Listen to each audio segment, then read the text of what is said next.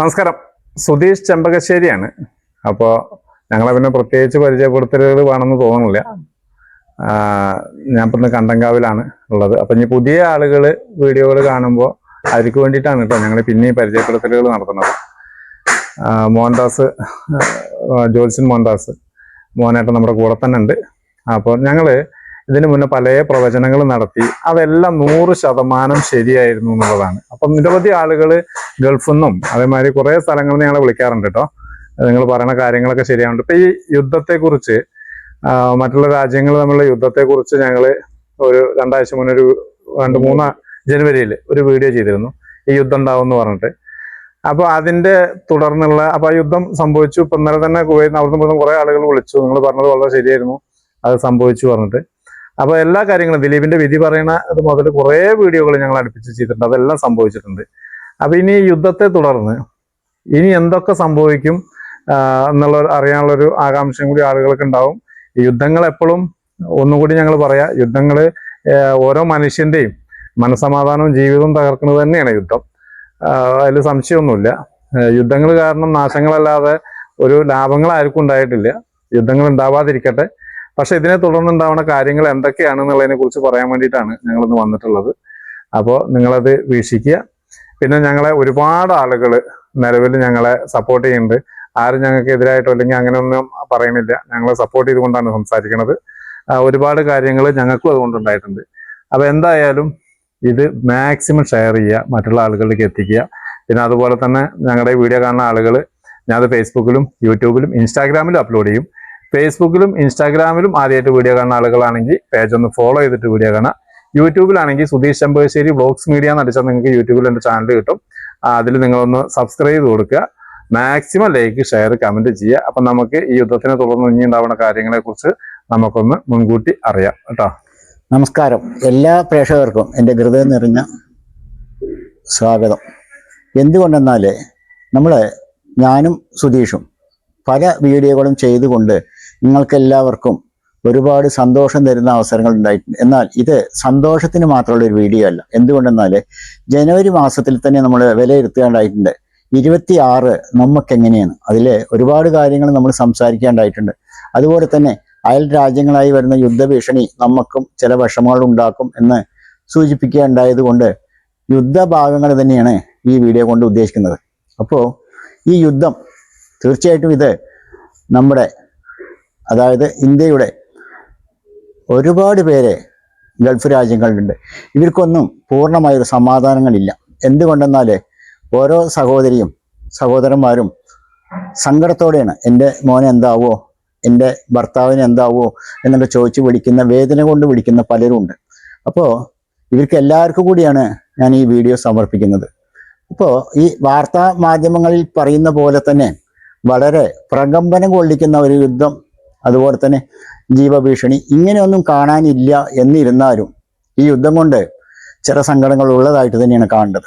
പ്രത്യേകിച്ചും ഞാൻ ആ വീഡിയോയിൽ പറഞ്ഞ പോലെ തന്നെ വിലക്കയറ്റം ഉണ്ടാവുന്ന രൂപത്തിൽ, അതായത് എണ്ണപ്പാടങ്ങൾ, എവിടെയാണോ എണ്ണപ്പാടങ്ങൾ ഉള്ളത് അതിനെ കേന്ദ്രീകരിച്ചുകൊണ്ട് തന്നെ ചില നാശനഷ്ടങ്ങൾ വരുത്തിയത് എല്ലാ രാജ്യത്തിനും ചില ദോഷങ്ങൾ വരും എന്നുള്ളത് നിങ്ങൾക്കും ഊഹിക്കാവുന്നതാണ്. അതുപോലെ തന്നെ പരസ്പര രാജ്യപ്പോര് കൊണ്ട് ഉദ്ദേശിക്കുന്നത്, അതായത് ഒരു സഹോദര രാജ്യം പോലെയുള്ള ഒരു സ്ഥലത്തെ എണ്ണപ്പാടം തന്നെയാണ് നാശത്തിലാക്കാൻ തുനിഞ്ഞത്.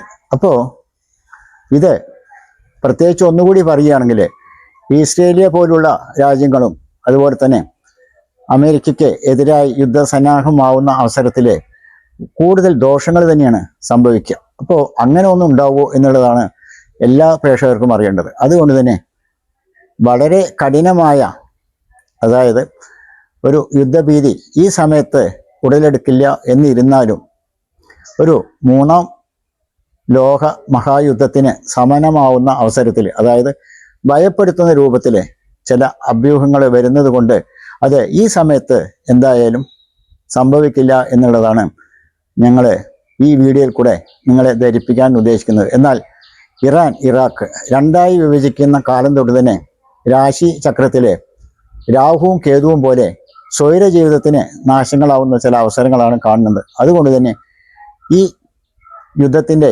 അവസാനം എന്ത് എന്ന് ചിന്തിക്കുമ്പോൾ തീർച്ചയായിട്ടും ഈ സമയത്ത് വരുന്ന 4 ദിവസത്തിനുള്ളിൽ തന്നെ പൂർണ്ണമായും നമുക്കും എല്ലാ രാഷ്ട്രങ്ങൾക്കും സമാധാനം കിട്ടുന്ന ചില അവസരങ്ങൾ ഉണ്ടാവാം.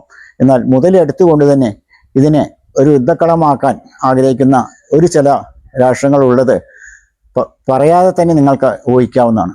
അതുകൊണ്ട് തന്നെ അവരുടെ ഈ മോഹം നടക്കില്ല എന്ന് തന്നെയാണ് ഇതുകൊണ്ട് വ്യക്തമായി പറയേണ്ടത്. പിന്നീട് ഇന്ത്യക്കാരാവുന്ന ഓരോ വ്യക്തികളും വിദേശ രാജ്യങ്ങളിൽ പോയി തൊഴിലെടുത്ത് ജീവിക്കുന്നവരുടെ ജീവിത മാർഗത്തിന് വ്യക്തമായൊരു നിലപാടെടുത്ത ഒരു വ്യക്തി തന്നെയാണ് നമ്മുടെ ഇന്ത്യൻ പ്രധാനമന്ത്രി. അദ്ദേഹത്തോട് 100% യോജിച്ചുകൊണ്ട് തന്നെയാണ് ഞാൻ ഈ വീഡിയോ ചെയ്യുന്നതും. എന്തുകൊണ്ടെന്നാൽ അത് വിദേശത്തുള്ളവർക്ക് അതുകൊണ്ട് ബോധ്യമാവുള്ളൂ. എന്താണ് അതിൻ്റെ കാരണങ്ങൾ എന്ന് വെച്ചാൽ തീർച്ചയായിട്ടും അദ്ദേഹം സമയത്തെടുത്ത നിലപാട് വ്യക്തമായ ഒരു നിലപാട് തന്നെയാണ്. അതുകൊണ്ട് നമ്മൾ സുരക്ഷിതരാണ് എന്ന് ചിന്തിക്കാം. ഒറ്റപ്പെട്ട ചില സംഭവങ്ങൾ ഉണ്ടായാലും അതിനെ മറികടന്നുകൊണ്ട് നമുക്ക് ജീവിക്കാനുള്ള മാർഗങ്ങളും വരും കാലങ്ങളിൽ നമുക്ക് സമാധാനം കിട്ടുന്ന ഒരവസരങ്ങളും അതുപോലെ തന്നെ ഓരോ ഇന്ത്യക്കാരനും സമാധാനത്തോടെയും സന്തോഷത്തോടെയും കഴിയാൻ പറ്റുന്ന അവസരങ്ങളും മേലിലും ഉണ്ടാവും എന്നതിനെയാണ് ചിന്തിക്കേണ്ടത്. പിന്നെ ഈ രാശിപ്രകാരം കാണുകയാണെങ്കിൽ ഈ യുദ്ധസമാനമാവുന്ന ഈ അവസരങ്ങൾ ഇന്ന് തീർന്നിട്ടില്ല. അതായത് 2027 അവസാനം 28 ആദ്യകാലങ്ങളിലെ ഈ രൂപത്തിൽ അല്ലെങ്കിൽ മറ്റൊരു രൂപത്തിൽ സമാനമാവുന്ന ഒരു യുദ്ധ സന്നാഹം വീണ്ടും ഉടലെടുക്കാനുള്ള സാധ്യതകൾ ഉള്ളതായിട്ട് തന്നെയാണ് ഞങ്ങളുടെ ഇന്നത്തെ പ്രശ്നവിധിയിൽ കണ്ടത്. അതുകൊണ്ട് തന്നെ അത് നിങ്ങളെ ഭയപ്പെടുത്താൻ വേണ്ടി പറയുന്ന ഒരു വാക്കുകളല്ല. എന്നിരുന്നാലും നമ്മൾക്ക് പ്രത്യേകിച്ച് നമ്മുടെ ഇന്ത്യക്കാർക്ക് യാതൊരു ദോഷങ്ങളും വരാതെ കണ്ട് സമാധാനമായി കഴിയാനുള്ള അവസരങ്ങളും അന്ന് തന്നെ ഉണ്ടാവും. ഇതിൽ ഞാൻ ഒരു വ്യക്തികളുടെയും പേരെടുത്ത് പറഞ്ഞിട്ടില്ല എന്നുള്ളതാണ് ഈ വീഡിയോ കൊണ്ട് ഉദ്ദേശിക്കുന്നത്. ഒരു രാഷ്ട്രങ്ങളുടെയും പ്രത്യേകിച്ച് പേരെടുത്ത് പറഞ്ഞില്ല. എന്നാലും എല്ലാവർക്കും ദിനം അറിയുന്ന കാര്യങ്ങൾ തന്നെയാണ്. അതുകൊണ്ട് പ്രത്യേകിച്ച് പറയാതെ തന്നെ ഇപ്പം നിങ്ങൾക്ക് കാര്യങ്ങളുടെ യഥാസ്ഥിതികൾ മനസ്സിലായി കാണുമെന്നാണ് ഞാൻ ഉദ്ദേശിക്കുന്നത്. അപ്പോൾ പരാജയം അല്ലെങ്കിൽ ഭയം അങ്ങനെ ഒന്ന് ആർക്കും വേണ്ട എന്ന് ഈ വീഡിയോ കൊണ്ട് ഉദ്ദേശിക്കുന്നുള്ളൂ.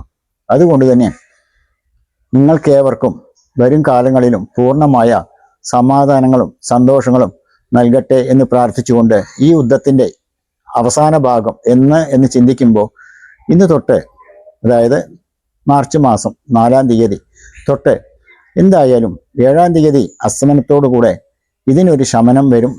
അതിൻ്റെ ഉള്ളിൽ തന്നെ ശമനം വന്നുകൊണ്ട് പൂർണ്ണമായും പൂർവ്വസ്ഥിതി പ്രാപിക്കും എന്നുള്ളത് കൊണ്ട് തന്നെയാണ് ഈ വീഡിയോ അവസാനിപ്പിക്കുന്നത്.